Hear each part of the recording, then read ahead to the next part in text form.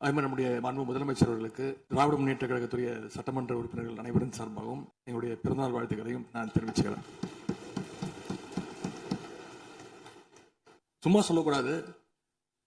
நம்முடைய முதலமைச்சர் அவர்கள் ஆட்சிக்கு வந்த ஒரே மாசத்துல தமிழ்நாட்டிலேயே தன்னுடைய பெரம்பூர் தொகுதியை நம்பர் 1 தொகுதியாக மாற்றி காட்டிட்டார்.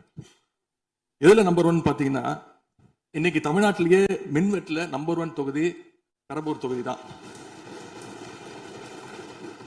அதுவும் ஆளுங்கட்சிக்காரங்க என்ன தெரியுமா பேசிட்டு இருக்காங்க, அண்ணன் பவருக்கு வந்தா தமிழ்நாடு மாறும்னு பார்த்தோம், ஆனா அண்ணன் கைக்கு பவர் வந்த நாள்ல இருந்து தமிழ்நாட்டுக்கே பவர் போயிடுச்சு அப்படின்னு இன்னைக்கு ஆளுங்கட்சிக்காரர்கள் பேசிட்டு இருக்காங்க. அதே மாதிரி நம்முடைய மின்சாரத்துறை அமைச்சர் 2 நாட்கள் பொறுமையா இருங்க, 2 நாட்கள் பொறுமையா இருங்கன்னு சொல்லும்போது எனக்கு அடுத்த 2 நாட்களுக்கு தமிழ்நாட்டில் மின்சாரம் இருக்குமா இல்லையா, இல்லை நாங்கள் எல்லாம் பொறுமையா இருக்கணும்னு அதை சிம்பாலிக்கா சொல்றாரா அப்படிங்கிற சந்தேகம் எனக்கு இருக்கு.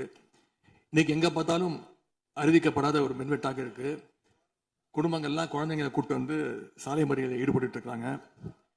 சில நாட்களுக்கு முன்பு எங்களுடைய திராவிட முன்னேற்ற கழகத்தின் சார்பாக ஒரு பொதுக்கூட்டம் அம்பத்தூர்ல ஒரு பொதுக்கூட்டம் ஏற்பாடு பண்ணியிருந்தோம். அங்க எங்களுடைய முன்னாள் அமைச்சர் இப்போ சட்டமன்ற உறுப்பினர் அண்ணன் தங்கம் தென்னரசு அவர்கள் சிறப்பு பேச்சாளராக போயிருந்தார். அவர் பேச ஆரம்பிச்சோடனே கரண்ட் கட் ஆயிடுச்சு. 30 நிமிஷம் வரைக்கும் காத்திருந்து நாங்க என்ன பண்ணிட்டோம், பொதுக்கூட்டத்தை அரசுக்கு எதிரான ஒரு ஆர்ப்பாட்டமா மாத்தி, கரண்டே வரல, ஆர்ப்பாட்டமா நடத்தி முடிச்சிட்டோம். அது மட்டும் இன்னைக்கு தமிழ்நாட்டில் பல்வேறு இடங்கள்ல, திருவண்ணாமலையில கிரிவல பாதையில மக்கள் போறப்போ தினசரி பவர் கட் பண்றாங்க. அவங்களுடைய பாதுகாப்பை இன்னைக்கு ஒரு மிகப்பெரிய ஒரு கேள்விக்குறியா ஆக்கி வச்சிருக்கு இந்த அரசு. செங்கல்பட்டு அருகே சூனாம்பேடுல கருப்பாயி அப்படிங்கிற 75 வயது மூதாட்டி, அவங்க உடம்பு சரியில்லை, வீட்டுல வென்டிலேட்டர் சப்போர்ட்ல இருந்தப்போ பவர் கட் ஏற்பட்டு மூச்சு திணறி இறந்து போயிட்டாங்க. பவர் இல்லைன்னு தொகுதி எம்எல்ஏ போய் கேட்கலான்னு பார்த்தா எம்எல்ஏ யாருன்னு மக்களுக்கு தெரியல.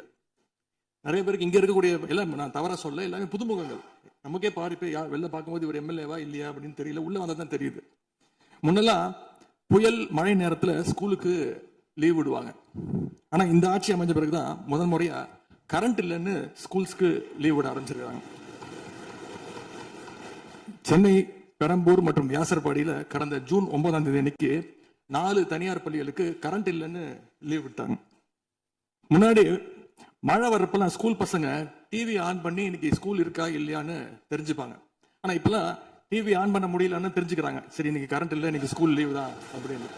ஒரு மிகப்பெரிய ஒரு அட்வான்ஸ் டெக்னாலஜியை இந்த அரசு உருவாக்கி இருக்கு. எதிர்கட்சியான எங்க பொதுக்கூட்டத்துல தான் பவர் கட் ஆகுதோன்னு நான் கூட நினைச்சிட்டு இருந்தோம், வருத்தப்பட்டோம்.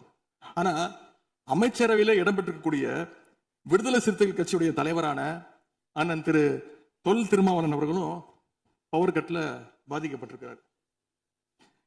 விடுதலை சிறுத்தைகள் கட்சியுடைய தலைமையகத்துக்கு முன்னாள் ஒன்றிய அமைச்சர் முன்னாள் அமைச்சர் அண்ணன் ப சிதம்பரம் அவர்கள் போயிருக்காரு. ஒரு உள்ள போனோடனே கரண்ட் கட் ஆயிடுச்சு. கிட்டத்தட்ட 1 மணி நேரம் 2 பேரும் இருட்டிலே உட்காந்து பேசியிருக்கிறாங்க. கரண்ட் வருமா வராதான்னு ஏசி ஓடல, வேர்த்து கொட்டி 2 பேரும் பேசிட்டு இருந்திருக்காங்கன்னு அண்ணன் திருமா அவர்களே பதிவு போட்டிருக்கிறார். இந்த ஆட்சியில தமிழ்நாட்டுடைய தலைநகரத்துக்கு இதுதான் நிலைமை. பவர்ல ஷேரிங் கொடுத்த ஆளுங்கட்சியால அவங்க அமைச்சரவையில் இருக்கக்கூடிய கட்சியுடைய அலுவலகத்துக்கு பவர் கொடுக்க முடியாம இன்னைக்கு தடுமாறிட்டு இருக்கிறாங்க. ஏன் இன்னும் சொல்ல போனா 2 நாளைக்கு முன்னாடி ஆளுங்கட்சியோட ஹெட் ஆபீஸ்லயே கரண்ட் கட் ஆயிடுச்சு. அப்போ அங்க வந்தவங்க எல்லாம் ஆளுங்கட்சியா இருந்தும் பனையூர்லயே பவர் இல்லையேன்னு புலம்பிட்டு போனதாக தகவல் வந்திருக்கு. ஆக மொத்தம் இன்னைக்கு தமிழ்நாடு லிட்டரலா ஒரு இருட்டுல மூழ்கி கிடக்குது. மின்வெட்டால இன்னைக்கு பல நிறுவனங்கள் முடங்கி போயிருக்கு. குறிப்பா எம்எஸ்எம்இன்னு சொல்லப்படுற குறு சிறு நிறுவனங்கள் எல்லாம் என்ன பண்றதுன்னு தெரியாம புலம்பிட்டு இருக்கிறாங்க. மின்வெட்டுக்கு ஒவ்வொரு நாளும் ஒவ்வொரு விளக்கத்தை இந்த அரசு சார்பாக கொடுத்துட்டு இருக்கிறீங்க. லோடு அதிகமா இருக்குன்னு சொன்னாங்க, இன்னும் ஒரு படி மேல போய் இன்னைக்கு ஃபியூஸ் கேரியர் எடுத்துட்டு போயிடுறாங்கன்னு சொல்லிட்டு இருக்கிறாங்க. இப்படி சொன்னதும் இந்த ஆட்சிக்கு வெளியில இருந்து ஆதரவு கொடுக்கக்கூடிய மார்க்சிஸ்ட் கம்யூனிஸ்ட் கட்சியை சேர்ந்த எழுத்தாளர் திரு ஆதவன் தீட்சணை அவர்கள் ஒரு பதிவு போட்டிருக்கிறார். என்ன தெரியுமா எழுதியிருக்கிறாரு, கேரியரின் உச்சத்தில் ஆரம்பித்து டிஃபன் கேரியர்ல போய் நின்று இன்னைக்கு ஃபியூஸ் கேரியர்ல முடிந்திருக்கக்கூடிய ஆட்சி அப்படின்னு திரு ஆதவன் தீட்சணை எழுத்தாளர் மார்க்சிஸ்ட் கம்யூனிஸ்ட் கட்சி அவர் சேர்ந்தவர் பதிவு போட்டிருக்கிறார். பவர் கட்டுக்கு இவங்க சொல்ற காரணங்கள் எதையுமே மக்கள் ஏத்துக்கலன்னு தெரிஞ்சதும் இவங்களோட வழக்கமான ஒரு ஆயுதத்தை கையில் எடுத்துட்டாங்க. என்ன தெரியுமா அது ஆயுதம்? எல்லாத்துக்கும் திமுக தான் காரணம் அப்படின்னு சொல்றது. இப்ப பவர் கட்டுக்கும் திமுக தான் காரணம்னு சொல்ல ஆரம்பிச்சுட்டாங்க. இப்படி பழி போடுறதுல காட்டுற வேகத்தை பவரை மீண்டும் கொண்டு வரதுல காட்டினா கொஞ்சம் சிறப்பா இருக்கும். எங்க ஆட்சியில ஏற்படாத மின்வெட்டு இந்த ஆட்சியில தொடர்ந்து இவ்வளவு அதிகமாக ஏற்பட என்ன காரணம்? அரசுடைய நிர்வாக திறமையின்மையா, இல்ல உண்மையிலேயே ஏதாவது டெக்னிக்கல் இஷ்யூஸ் இருக்கா? அப்படி ஏதாவது இருந்தா அதை தீர்க்க இந்த அரசுக்கு இன்னும் எத்தனை நாள் தேவைப்படும்? இந்த நிலைமை தொடராம இருக்க என்ன நடவடிக்கை எடுக்க போறீங்கன்னு முதலமைச்சர் அவர்கள் தன்னுடைய பதிலுரையில சொல்லணும். ஒரே ஒரு ஆறுதல், ஒரே ஒரு மகிழ்ச்சியான செய்தி என்னன்னா, ஆளுநர் உரையின் பொழுது சட்டமன்றத்தில் பவர் கட் ஆகல. அதுக்கு இந்த அரசை பாராட்டலாம்னு நான் நினைச்சேன். அப்படி நினைக்கும் போது பாத்தீங்கன்னா சட்டசபை நிகழ்ச்சியை லைவ்ல கட் பண்ணிட்டாங்க. இன்னைக்கு லைவ்ல வந்துட்டு இருக்கா அப்படின்னு எனக்கு தெரியல, கொடுத்திருக்கிறதா சொன்னாங்க. தேர்தல் பிரச்சாரத்தின் போது முதலமைச்சர் சொன்னாரு, எனக்கு இன்னொரு ஜென்மம் இருந்தா நான் விவசாயியா பிறக்கணும்னு ஆசைப்படுறேன்னு முதலமைச்சர் சொல்லியிருக்கிறார். ஆனா இன்னொரு பக்கம் விவசாயிகள் மேல தடியடியும் நடத்தியிருக்கீங்க. விவசாயியா பிறக்க இன்னொரு ஜென்மம்லாம் தேவையில்லை, எப்ப நினைச்சாலும் இப்ப விவசாயி ஆயிடலாம். ஆகவே வெற்று வார்த்தைகளால விவசாயிகளை ஏமாத்தாம இந்த அரசு செயல்படணும்னு நாங்க விரும்பி கேட்டுக்கொள்கின்றோம். இன்னொரு முக்கியமான விஷயம், இந்த ஆட்சியில அரசு பள்ளிகள்ல நடக்கிற கூத்து எல்லாம் பார்க்கும்போது ரொம்ப அதிர்ச்சியாக இருக்கின்றது. முன் எப்போதும் இல்லாத வகையில அரசு பள்ளிகளுக்குள்ள சட்டமன்ற உறுப்பினர்கள் போறாங்க. தப்புல போகணும், ஆய்வுகள்லாம் செய்யணும். ஆனா பள்ளி மாணவர்கள் மத்தியில மோசமான கருத்துக்களை கொண்ட பாடல்களை எல்லாம் ஒளிபரப்பி எல்லாரும் டான்ஸ் ஆட சொல்றாங்க. முதலமைச்சரோட போட்டோ மாற்றுறதோ பாடல் போடுறதோ இங்க பிரச்சனை கிடையாது. ஆனா அவங்க என்ன பாட்டை மாணவர்கள் மத்தியில போடுறாங்க அப்படிங்கிறது தான் இங்க இருக்கக்கூடிய பிரச்சனை. மாணவர்களுக்கு தன்னம்பிக்கையும் ஊக்கமும் அளிக்கிற மாதிரியான கருத்தான பாடல்களை போட்டா பரவாயில்ல. ஆனா சினிமா படங்கள்ல வர குத்து பாடல்கள், தவறான அர்த்தம் கொண்ட பாடல்கள் எல்லாம் குழந்தைகள் மத்தியில ஒளிபரப்பி அதை ஏற்கவே முடியாது. எனவே முதலமைச்சர் தலையிட்டு உடனே இதை நிறுத்தணும்னு கேட்டுக்கொள்கின்றேன். அடுத்து மிக முக்கியமான ஒரு பிரச்சனையை இந்த அரசின் கவனத்துக்கு கொண்டு வர விரும்புகிறேன். இன்னைக்கு தமிழ்நாட்டுடைய சட்டம் ஒழுங்கு நிலைமை எப்படி இருக்குன்னு செய்திகளை பார்த்தா அவ்வளவு கொடூரமாக இருக்கிறது. ஒரு மாசத்துல 200க்கும் மேற்பட்ட பாலியல் குற்றங்கள் நடந்திருக்கு. அதுல 100க்கும் அதிகமான குற்றங்கள் சிறுமிகள் மீதான பாலியல் வன்கொடுமைகள். ஜனநாயக நடைமுறைக்கு எதிராக குழந்தைகளை பயன்படுத்தி பெரியவங்க கிட்ட வாக்கு கேட்டார் என்று இருக்கக்கூடிய முதலமைச்சர். ஆனா அவர் ஆட்சியில குழந்தைகளுக்கும் பாதுகாப்பு இல்ல, பெரியவங்களுக்கும் பாதுகாப்பு இல்லைங்கிற நிலைமை இன்னைக்கு நடந்துட்டு இருக்கு. இந்த புதிய அரசு ஆட்சிக்கு வந்த ஒரு சில நாட்கள்லயே கோயம்புத்தூர்ல 10 வயது பெண் குழந்தைய பாலியல் வன்கொடுமை செஞ்சு கொலை பண்ணியிருக்கிறாங்க. முக்கியமா தமிழ்நாட்டையே உலுக்கிய ஒரு கேஸ், கும்மிடிப்பூண்டியில ஒரு 3 வயது குழந்தை பாலியல் வன்கொடுமை செய்யப்பட்டு புதர்ல வீசப்பட்டு அதன் பின்பு அந்த குழந்தை இறந்தும் போயிடுச்சு.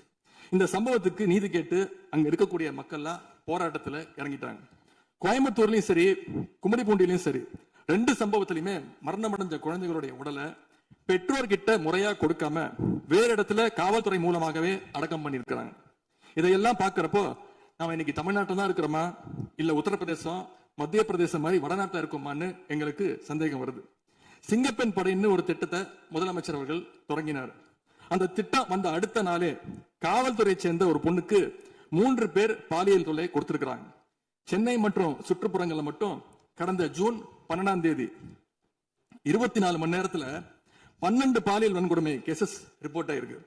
சிங்கப்பெண் படை குற்றவாளிகளை சேஸ் பண்ணுவாங்கன்னு பார்த்தா அவங்களும் கூட ரீல்ஸ் போட்டு போஸ்ட் பண்ணிட்டு இருக்காங்க. மன்னன் எவ்வழி மக்கள் அவ்வழின்னு சொல்லுவாங்க. அதை சிங்கப்பெண் படை ஃபாலோ பண்ணுதோன்னு மக்களுக்கு சந்தேகம் வந்துருச்சு.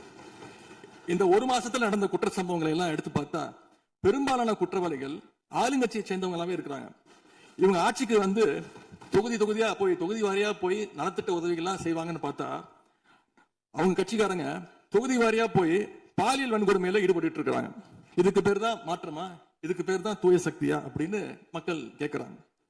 முதலமைச்சர் அவர்களே, பேரவைத் தலைவர் அவர்களே, நம்முடைய முதலமைச்சர் அவர்கள் 6 மாசம் டைம் எடுத்துட்டு வந்து சட்டம் ஒழுங்கை நிலைநாட்டுற வரைக்கும் நாங்க காத்துக்கிட்டு இருக்க முடியாது, நாடும் தாங்காது. இதை பத்தி கேள்வி எழுப்பினா கூட காவல்துறைக்கு பொறுப்பு வைக்கக்கூடிய முதலமைச்சர் எதுவும் பேச மாட்டேங்கிறார். To remain silent in the face of evil is itself evil அப்படின்னு ஒரு பழமொழி உண்டு. அது யாருக்கு பொருந்ததோ இல்லையோ இந்த அரசுக்கு சரியாக பொருந்தது. ஆகவே முதல் வேலையா சட்டம் ஒழுங்கை காப்பாற்றுறதுக்கு முக்கியத்துவம் கொடுத்து இந்த அரசு நடவடிக்கை எடுக்கணும்னு கேட்டுக்கொள்கிறேன்.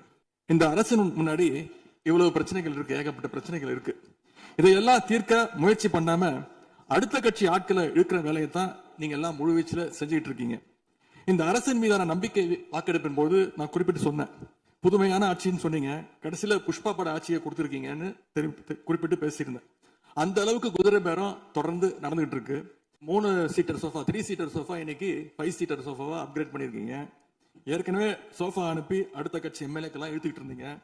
இன்ஸ்டாமார்ட்ல பொருட்களை வாங்குற மாதிரி இன்ஸ்டன்டா எம்எல்ஏக்களை வாங்கிட்டு இருக்கீங்க. வாங்கி ராஜினாமா செய்ய வச்சு விட்டுருக்கீங்க.